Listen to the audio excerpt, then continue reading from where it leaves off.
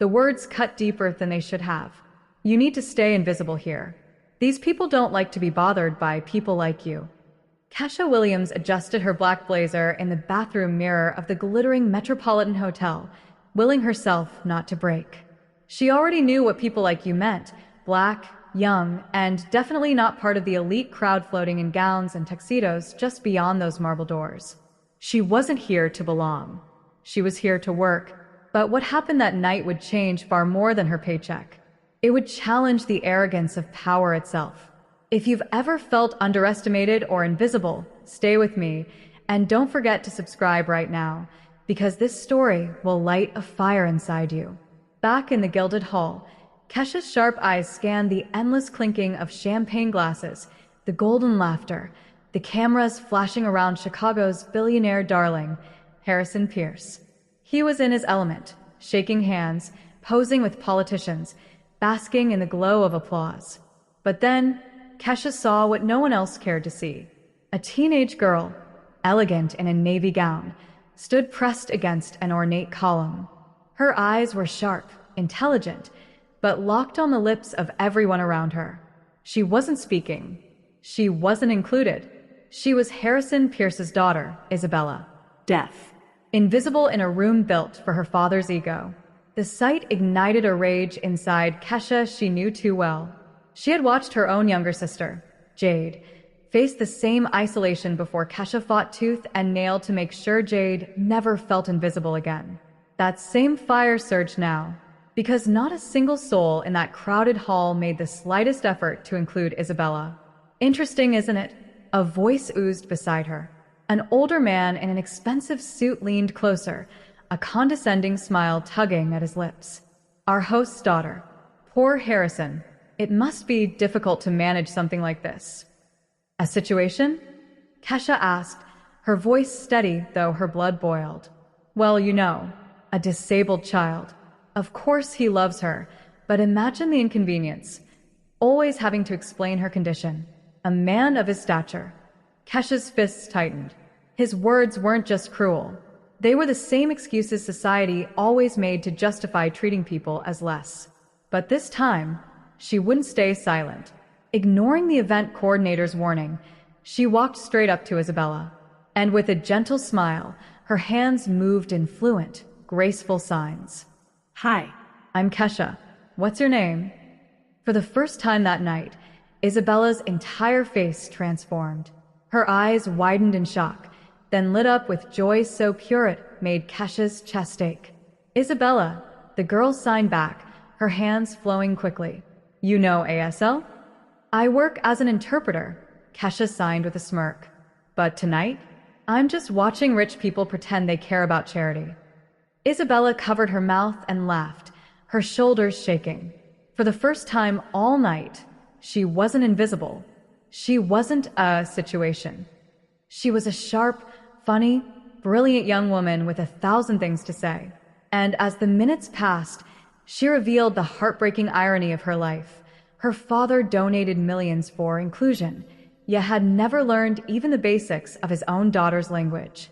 He always talks about giving a voice to the voiceless, Isabella signed bitterly, nodding toward the stage where her father commanded the room with his charm.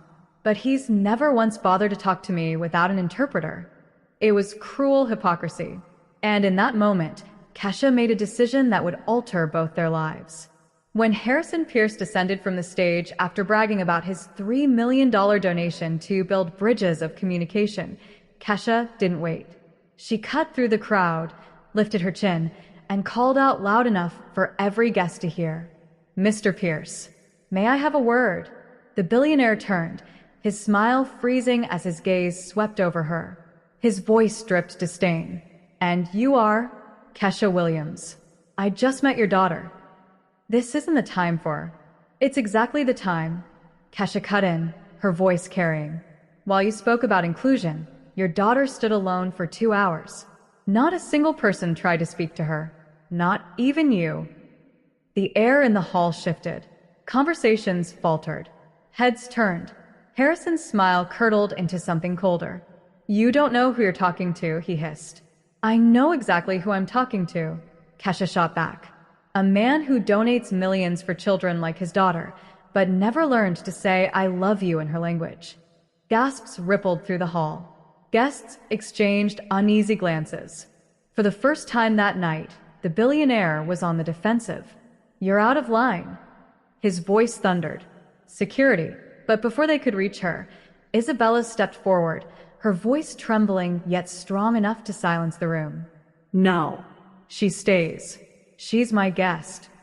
The crowd froze. Isabella rarely spoke publicly, her voice altered by deafness. Yet here she was, standing between her father and the woman who had finally seen her. "You donate millions to children like me," Isabella said, tears forming. "But you can't spend 5 minutes to talk to your own daughter." It was the first crack in Harrison Pierce's immaculate mask, and Kesha saw her chance. "Mr. Pierce," she said evenly, "I'll make you a deal. 6 months. Intensive lessons. If, at the end, you can have a 30-minute conversation with Isabella in ASL without help, I'll work for you for free. But if you fail, you donate $5 million to sign language education in Chicago schools and admit, publicly, that you failed your daughter." The room went utterly silent. Pierce's jaw clenched. His pride battled his fear. Finally, he extended a hand. "Deal." "But when I win, you'll regret ever crossing me." Kesha shook his hand, her eyes burning with quiet fire. "I don't make bets I can't win." The gala resumed, but the world had shifted. Isabella wasn't invisible anymore, and Harrison Pierce had just signed away the empire of arrogance he thought would protect him forever. Monday morning, the Pierce mansion gleamed with wealth, but felt colder than a courthouse. Kesha entered with her brown leather briefcase, ready for war. Harrison Pierce waited in the library behind an oversized mahogany desk, radiating disdain. "Miss Williams," he said without looking up from his papers, "I hope you brought something more impressive than your little stunt at the gala." "Actually," Kesha replied coolly, sliding out a binder, "I brought a structured study plan. 6 months. 2 sessions a week. By the end, you'll either prove you can truly connect with your daughter or expose yourself as the fraud you are." Pierce finally looked up, smirking. "Do you have any idea who you're talking to? I built a multi-billion-dollar company. I speak Mandarin, French, German, Italian. You think your little hand language is going to break me?" Kesha didn't flinch. "Hand language," she repeated softly, as if filing the insult away. Interesting choice of words. The first lesson began, and it was exactly as Kesha predicted.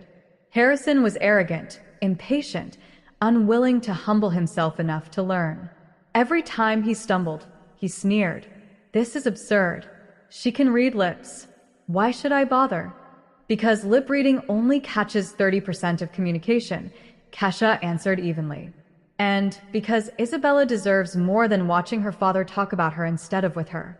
He waved her off. "I pay interpreters. It's more efficient." "Efficient," Kesha echoed, jotting a note in her pad. "That's the word you use to describe your relationship with your daughter?" Pierce stood abruptly. "That's enough for today." After he stormed out, Isabella peeked nervously into the library. "How did it go?" she signed. "Exactly as I expected," Kesha replied. "Your father treats language the same way he treats people, like tools." Isabella's hands moved hesitantly. "Do you think he'll ever change?" Kesha smiled faintly. "Not by choice. But with the right pressure, he won't have a choice." That night, Kesha met David Chun, a lawyer and former investigative journalist, in a downtown cafe. She slid him a thick folder. "This is everything I've gathered on Pierce. Workplace discrimination, racism, ableism, fraud. My sister Jade's been collecting evidence from inside his company for years." David scanned the documents, his eyes widening. "Kesha, this is enough to bury him." "That's the plan," she said quietly. "He thinks I'm here to teach him sign language. Really? I'm here to dismantle him from the inside out." David leaned closer. "What if he actually learns? What if he surprises you?" Kesha's laugh was cold. "This man has built his empire on arrogance. He won't humble himself enough to truly learn. He'll cheat, he'll bluff, he'll pretend. and every step I'll document. When this is over, he won't just lose the bet. He'll lose everything. The weeks dragged into months. Each lesson revealed more of Harrison's disdain. He memorized set phrases like a businessman rehearsing a pitch, but refused to understand the soul of the language. Isabella noticed. Kesha noticed. And the clock ticked closer to the showdown. Meanwhile, Kesha and David's file on him grew fat with evidence. Emails calling Black employees problem resources, recordings of boardroom meetings where he dismissed disabled workers as dead weight, documents showing Pierce Foundation funds siphoned into personal accounts. One night, Isabella confessed something that made Kesha's blood run cold. When I was 12, she signed slowly, her hands trembling. My dad told me my voice embarrassed him. He said Mom would have been ashamed of what I'd become. After that, I stopped trying to speak. Kesha swallowed hard, rage burning in her veins. Isabella, listen to me. At the end of this, your father will regret every word he's ever used to diminish you. I promise.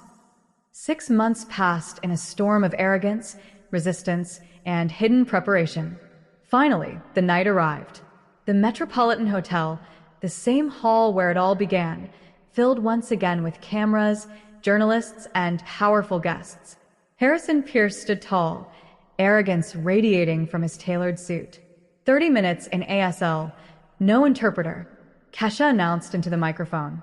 If you succeed, I'll work for you for free. If you fail, you owe Chicago's deaf children $5 million and your reputation. He smirked. I'm ready. The conversation began. At first, Harrison breezed through rehearsed lines. How are you? Are you well? I love you. The crowd nodded approvingly. But Isabella, sharp and determined, pushed deeper. What about my art? My dreams for college? My years of silence? Harrison's mask cracked. Sweat formed on his forehead. His signs faltered. He stammered. Dad. Isabella signed slowly, tears slipping down her cheeks. I didn't even try. You thought you could bluff me the way you bluff investors. The cameras caught everything. This is impossible, Harrison exploded. No one learns a language in 6 months. I did, Kesha cut in calmly. When I moved to Brazil, I learned Portuguese in 4 months for a $20 million deal. But of course, that was important to you. Isabella wasn't. Gasps rippled through the hall. For once, Harrison had no words. And then David Chun stepped forward, a heavy briefcase in hand. Mr. Pierce, David announced, his voice cutting through the silence. Before we address your failed bet, there are other matters. 17 workplace discrimination lawsuits, misuse of charitable funds, tax fraud, all documented, all ready for federal investigation. The audience erupted in shocked whispers. Cameras zoomed in. Harrison's face drained of color. This is outrageous, he stammered. Where did you get this? From your own company, Kesha replied, stepping beside Isabella. My sister Jade has been documenting your cruelty for 5 years. Every slur, every denial of promotion, every dollar stolen from children who deserved better. The room buzzed with disbelief. Isabella stared at her father, her heart breaking but also healing with every word exposed. This foundation you brag about? David continued. It's a front for laundering money into your family's accounts. And tonight, the mask falls. Harrison tried to flee, but federal agents appeared at the exits. The billionaire, who once commanded rooms with a smile, now stood in handcuffs, his empire crumbling before the same cameras he invited to celebrate his victory. Isabella, he pleaded. She turned away, signing fiercely through her tears. For once in my life, I'm not invisible, thanks to her. The crowd erupted in applause, not for Pierce, but for Isabella and Kesha. 6 months later, Isabella walked confidently across Harvard's campus. Her first art exhibition had sold out, critics praising her groundbreaking work. Kesha became CEO of the rebuilt Pierce Foundation, transforming it into a true force for inclusion. Jade became a respected industry leader, her courage celebrated. And Harrison Pierce? He sat under house arrest, awaiting trial, his empire in ruins. True revenge, Kesha knew, wasn't about destruction. It was about building something stronger, brighter, and more just. If this story moved you, if you've ever felt underestimated or invisible, subscribe now. Because stories like this prove one thing: underestimating the wrong person isn't just dangerous. It's the beginning of your own downfall.